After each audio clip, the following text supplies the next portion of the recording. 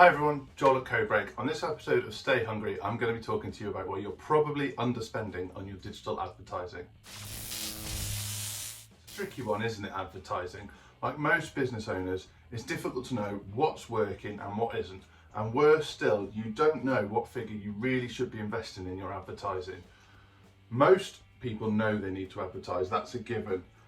But there's a real fear with it, a fear of being out of control, a fear of losing the will, losing the understanding of exactly what's going on. What adverts are doing what? Is this a good return on investment? And how am I going to regain control of this? We work with many businesses in this situation where they feel like it's a gamble, they feel like it's out of control, they don't like that feeling, and it sits in their gut. They're never quite sure if their marketing is working for them. And when they come to us, I'll give you an example. We're working with a high-end fashion brand, they're a small business, husband and wife team, and they're really unpredictable sales.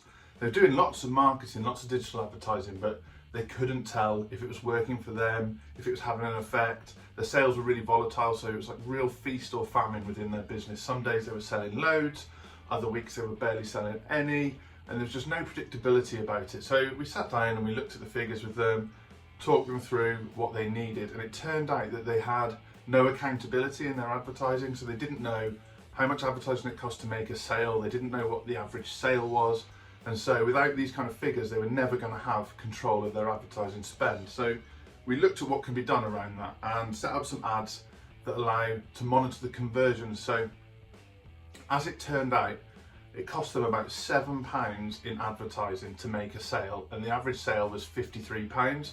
So for every £7 they spent in advertising, they made £53 back. Or for every £1 they spent in advertising, they made £7.50 back. If I walked up to you in the street and said, for every pound you give me, I'll give you £7.50 back, you'd snap my hand off. You know, that's brilliant figures. So on that basis, we then looked at what their spend was, and they've been spending £30 a day, so around £900 a month. Not an insignificant figure for a small business, but that meant that they could only ever make £6,750 per month based on the maths we've just done. And they had turnover targets of £30,000 a month. So they were actually investing in their advertising 5 times less than they needed to. Now they had accountability with their ads. So it's just maths. You have to know what your ads are doing for you, what effect that's going to have, be that sales, be it sign-ups, be it people joining your membership scheme, whatever it is that your result counts as, and then go down that route. So if you want to talk more about marketing that sells, advertising that's accountable, things that get you results, don't hesitate to hop on codebreak.co.uk and book a discovery call with myself or Andy. We'd love to chat to you. I'll catch you again.